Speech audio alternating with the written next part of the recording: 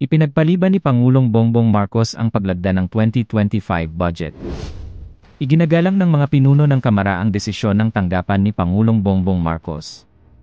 Nagdesisyon ang Office of the President of ni Pangulong Bongbong Marcos na i-reschedule ang paglagda sa panukalang 2025 budget. Ngayong Biyernes, December 20, ang dapat na schedule para sa paglagda sa proposed 2025 budget.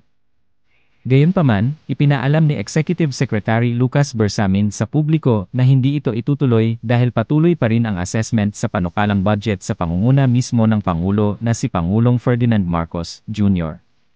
Ito ay sa gitna ng malakas na ugong dulot ng ilang questionableng pagbawas sa mga alokasyon ng budget ng mga pangunahing departamento na kinabibilangan ng Department of Education.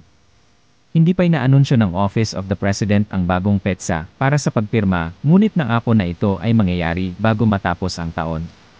Kinumpirma rin ng IS na ibiveto ang ilang item sa budget bill.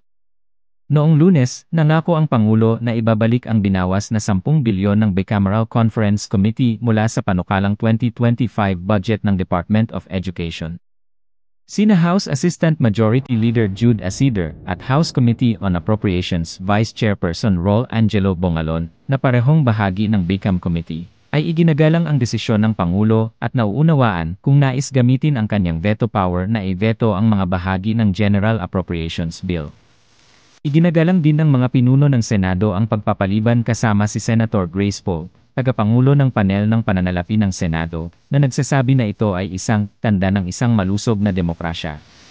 Noong Miyerkules, nakipagpulong si Marcos Jr. sa mga pangunahing opisyal ng Executive Department.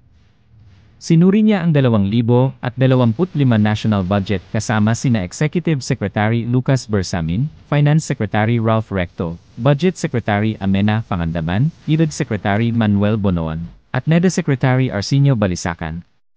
Ang pagsusuri na ito ay upang matiyak ang ipagkakaayon sa mga pangunahing prioridad sa pag-unlad sa budget.